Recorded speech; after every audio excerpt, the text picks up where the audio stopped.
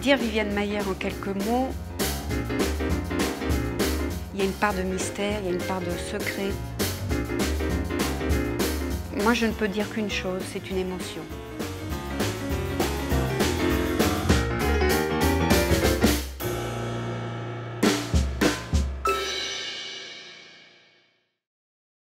Cette exposition Viviane Maier que nous présentons au Musée du Luxembourg est une exposition à caractère inédit. C'est une exposition que nous présentons en première mondiale. Une exposition qui est construite et qui reflète la complexité de son langage, puisque c'est la première fois que nous réunissons autant d'éléments divers, tels que des photographies en noir et blanc, des photographies en couleur, des tirages modernes, des tirages vintage, des objets qui lui ont appartenu. Évidemment, son chapeau, ses appareils photo, une collection de photographies que nous avons retrouvées dans ses archives, voire même des films et des bandes son.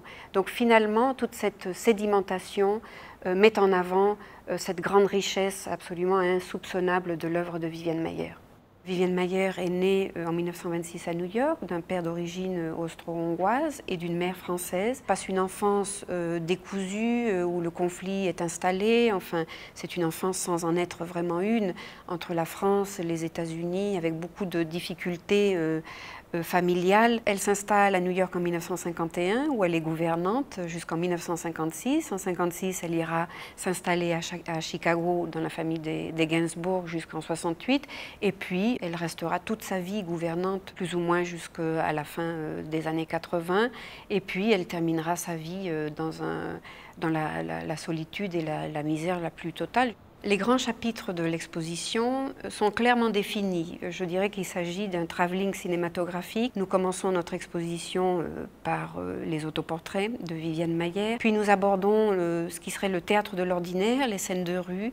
On se rapproche encore un petit peu et nous avons les portraits de ces personnes qu'elle croise, très souvent dans les quartiers ouvriers de New York et Chicago. Et puis on se rapproche encore un tout petit peu et elle dresse un inventaire des gestes, des positions, où la main, là encore, a un protagonisme très spécial. Il y a un moment dans l'exposition où il y a trois données qui se retrouvent et qui se croisent, qui est le moment de la photographie couleur, le cinéma et puis une certaine forme de cinétisme qui est de faire du cinéma avec la photographie. Bien entendu, le chapitre de l'enfance est fondamental puisque ça a été toute sa vie et probablement elle a su regarder le monde comme regardent les enfants, c'est-à-dire en le découvrant. Et il y a une dernière section qui me semble fascinante qui sont des images formes, des images indices ou encore elle se rapproche encore un peu plus afin de percer le mystère presque de ces objets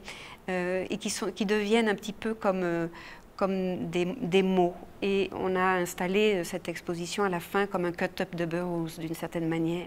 Je pense que le phénomène Viviane Maier prend beaucoup de corps aujourd'hui, simplement parce que nous faisons face à une crise d'identité qui est évidente. C'est-à-dire, on n'a jamais fait autant de selfies, on ne s'est jamais autant représenté, on ne s'est jamais mis autant en scène sur les réseaux sociaux, etc.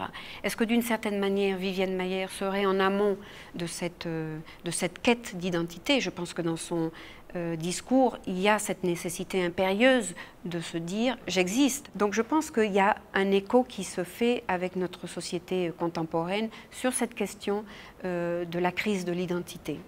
Son œuvre se découvre en 2007.